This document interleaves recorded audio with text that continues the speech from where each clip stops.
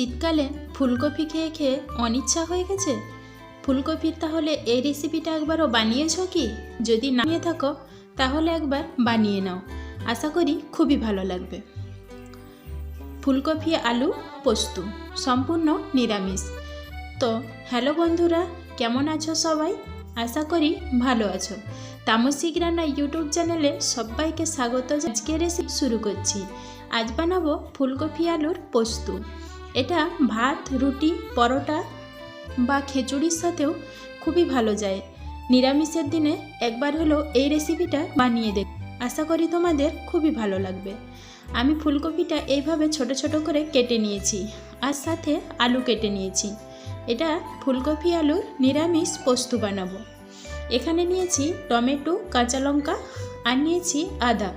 ভুলবশত এটা একটু সাইড হয়ে গেছে। আদাটা আমি এদিকে বেটে নিচ্ছি। শীতের সময় ফুলকপির এই পোস্তটা খুব ভালো লাগে। আর এই চামচটার মাপে 2 চামচ পোস্ত নিয়ে নিয়েছি। এই পোস্তটা বেটে নেব।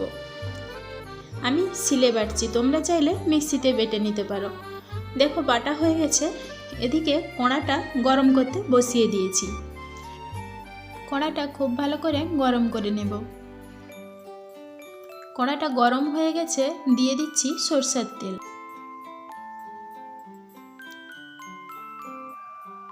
সরষের তেল দিয়ে দিয়েছি। এই রান্না করতে খুব বেশি তেল মশলার প্রয়োজন হয় না।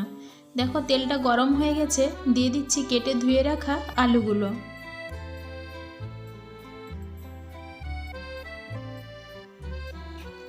আলুটা দিয়ে দিয়েছি, দিয়ে দিচ্ছি হালকা করে লবণ। লবণ দিয়ে আলুটা একটু ভালো করে ভেজে নেব। এখানে আমি হলুদের ব্যবহার করব না। পোস্তর সাথে হলুদের ব্যবহার করলে পোস্তর যে স্বাদ সেটা আর কিন্তু পাওয়া যায় না।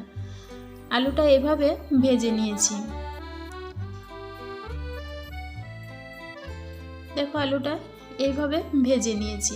এখন তুলে নেব।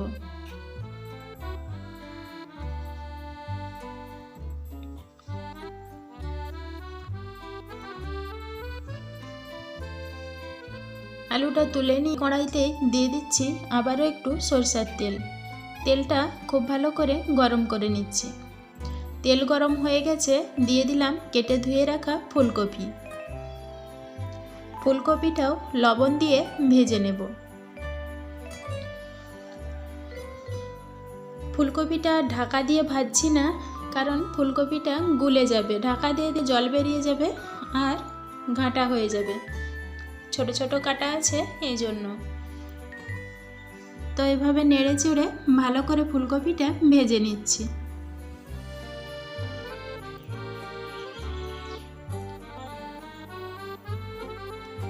দেখো হালকা একটু জল বেরিয়েছিল, নাড়তে চাড়তেই জলটা শুকিয়ে গেছে। আর এইভাবে ফুলকপিটা ভাজা হয়ে গেছে। এইভাবে ভেজে নিয়েছি। এবারে ফুলকপিটা কড়া থেকে তুলে নেব। তুলে নিয়েছি, ওই কড়াইতে দিয়ে দিচ্ছি সরষের তেল।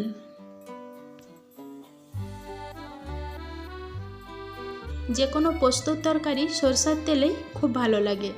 এখানে ফোড়নে দিচ্ছি তেজপাতা, গোটা জিরে আর একটা শুকনো লঙ্কা। ফোড়নটা একটু নেড়ে চেড়ে দিচ্ছি।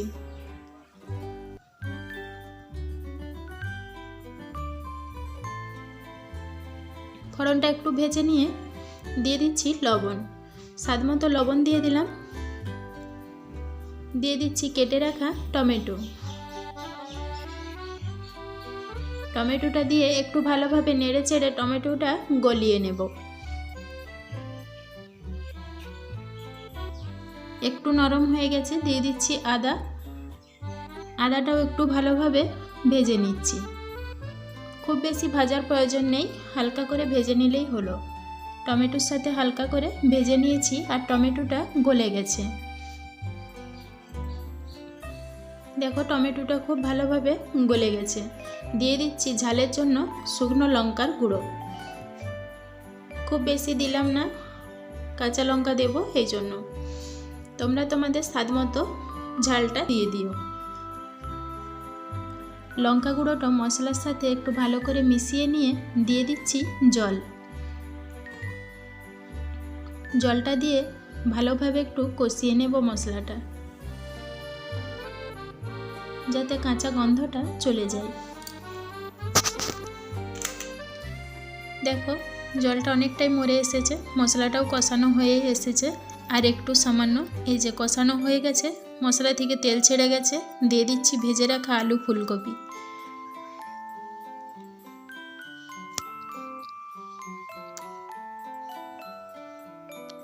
আলু ফুলকপি দিয়ে খুব ভালোভাবে মশলার সাথে একটু কষিয়ে নেব। ওই মিশাতেই যে কষানো হয়ে যাবে সেইটুকুই, খুব বেশি কষানো দরকার নেই। মশলাটা একটু সামান্য সাথে মিশিয়ে নিতে হবে। খুব ভালোভাবে মশলাটা মিশিয়ে নিচ্ছি। মিশানো হয়ে গেছে, দিয়ে দিচ্ছি জল। খুব বেশি জল লাগবে না, আলু ফুলকপি ভাজার সময় বেশিরভাগটাই সেদ্ধ হয়ে গেছে।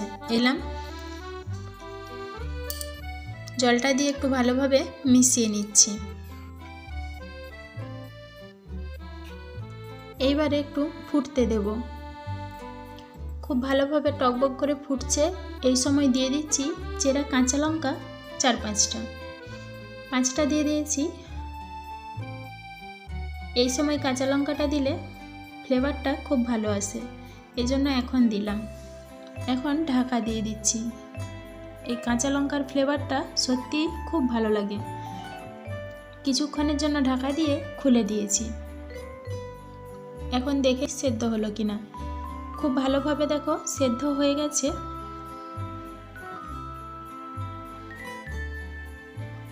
এখন দিয়ে দেব বেটে রাখা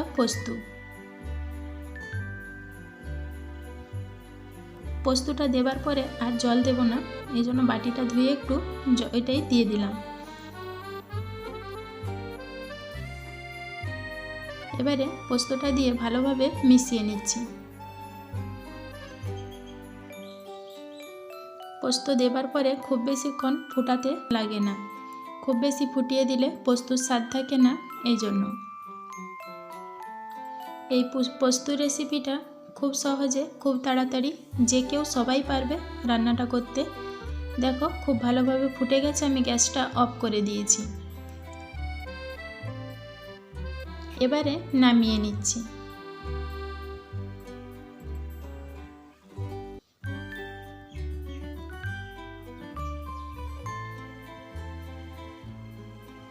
নামিয়ে নিয়েছি। এবারে পরিবেশন করার মতন দেখো তৈরি হয়ে গেছে।